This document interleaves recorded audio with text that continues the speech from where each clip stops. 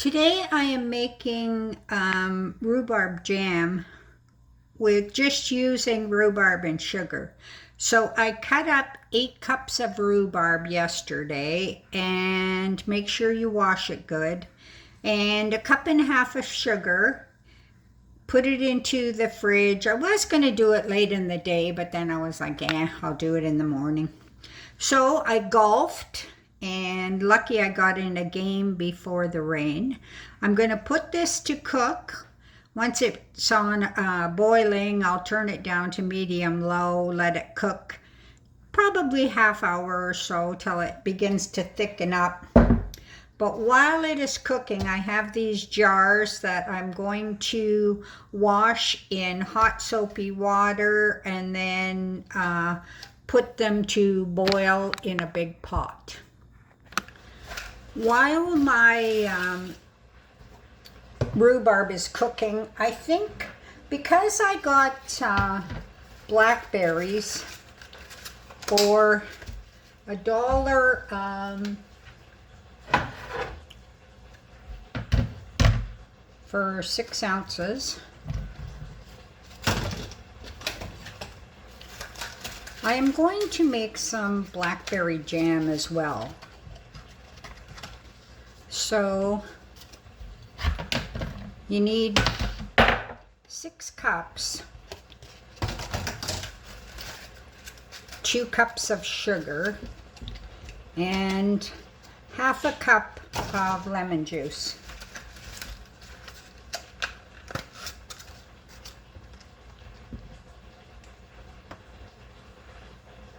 Don't use any fruit that is spoiled. 2, 4.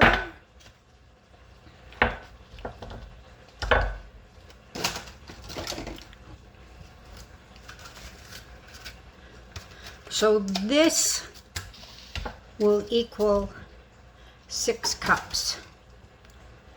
Just want to make sure I don't have any spoiled ones in there. So what I'm going to do now is wash them. The blackberries are washed. I'm going to add in 2 cups of sugar. This is just coarse sugar that I have that I'm wanting to use up.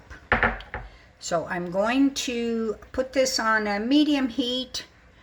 Make sure you keep an eye on it so it doesn't burn. So it'll be like probably 7 to 10 minutes once it starts to boil. So I have a few things on the go. Here's the rhubarb, and it looks like it's getting to a nice thick consistency. Behind is the blackberries. So I'm just going to boil that for another 2 minutes, and then I'm going to add 1/2 cup of lemon juice and turn it down, and I'll let it boil.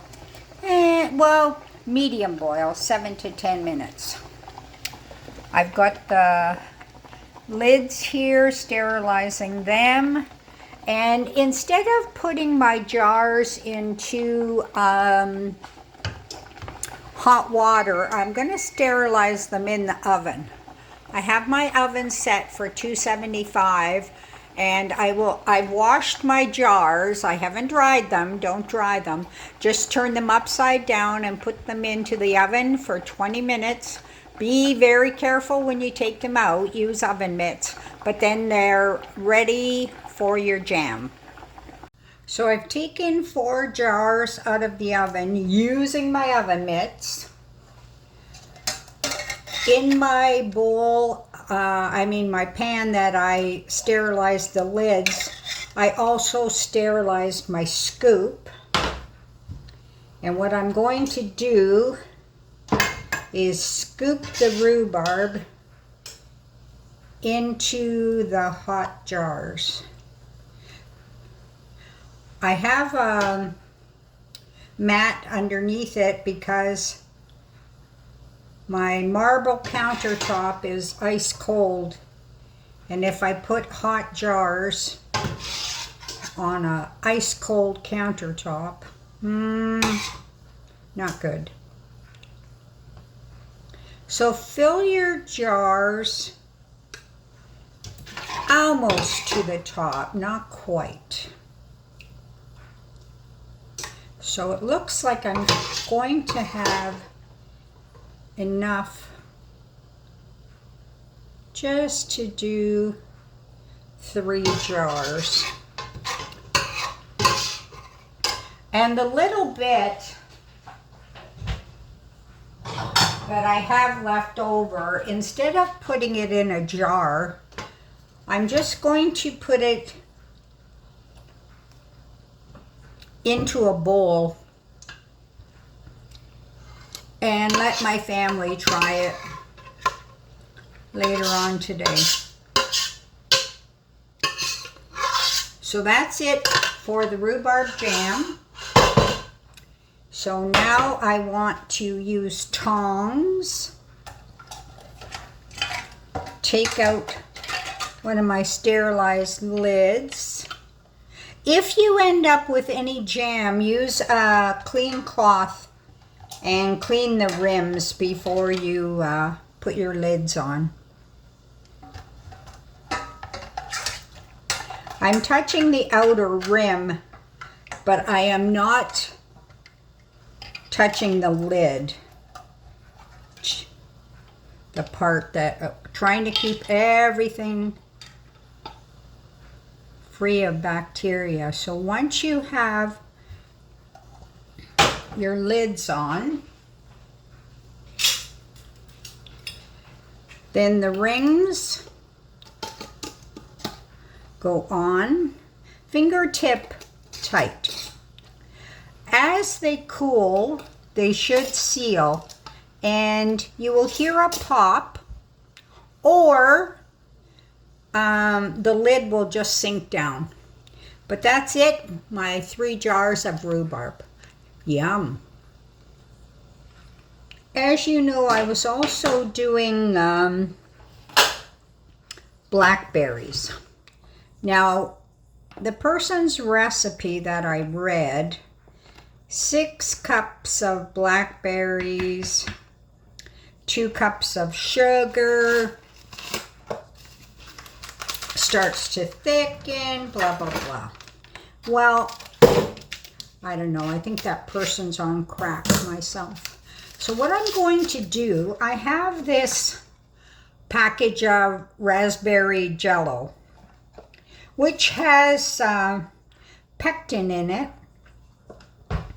I'm going to add it to my blackberries.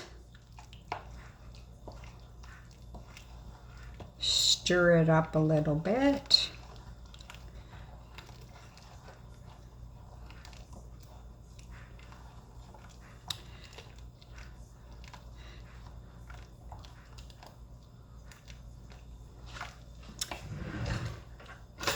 Wonder how it tastes.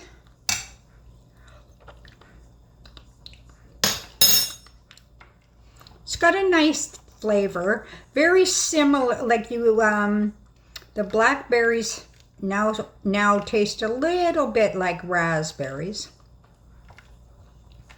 I'm going to do the same thing, put this into jars, and hopefully it will turn into a gel as it cools and thickens. If not, I will find a use for it in my bacon. But the same thing, hot jars, fill them up, and then sterilize lids.